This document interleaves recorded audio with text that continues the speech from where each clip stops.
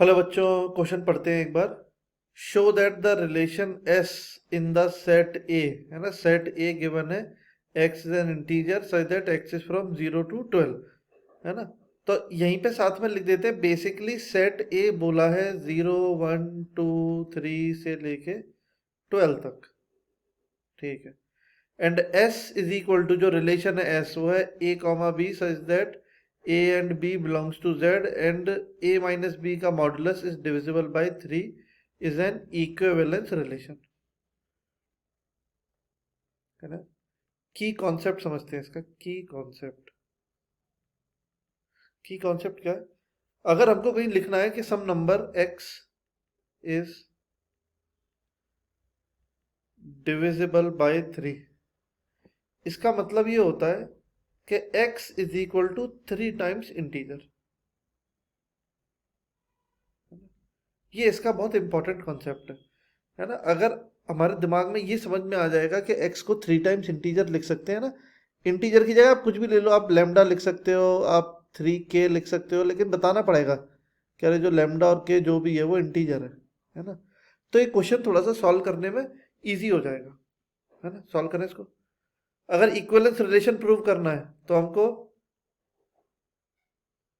Reflexive prove करना पड़ेगा सबसे पहले। तो रिफ्लेक्सिव का मतलब a comma a belongs to this relation, ठीक है, डाल दिया। a minus a is equal to 3k where k is an integer. बताओ आगे क्या, 3k इज इक्वल टू 0 और k इज इक्वल टू 0, जो कि इंटीजर है, बिल्कुल सही, है ना। इसका मतलब रिफ्लेक्सिव तो है। सिमेट्रिक भी चेक कर लेते हैं। सिमेट्रिक सिमेट्रिक का क्या मतलब होता है? If a comma b belongs to s then b comma a must also belong to s। तो a comma b belong to s का मतलब a माइनस b का मैग्नीट्यूड 3k के बराबर है। a माइनस बी का मॉडुलस या फिर b माइनस ए का मॉडुलस एक ही बात होती है।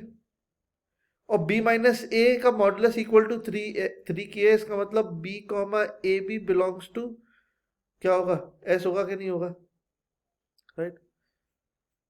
हो गया, सिमेट्रिक भी प्रूव हो गया। ट्रांजिटिव प्रूव कर लेते हैं।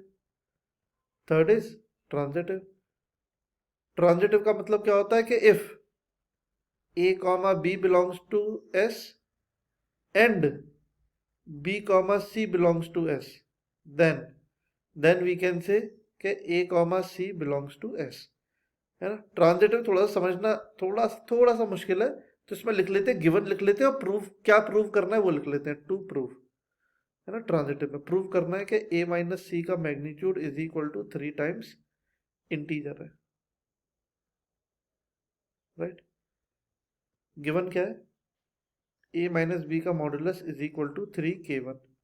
मैं इसको ऐसे लिख दूं कि जो a माइनस बी है वो भी 3 टाइम्स सम इंटीजर i1 होगा, है ना। उसका मैग्नीट्यूड 3 इंटू इंटीजर k1 है, equation 1। Similarly b minus c का मैग्नीट्यूड 3k2 है। k2 भी कैसा इंटीजर है, k1 इज इंटीजर, है ना।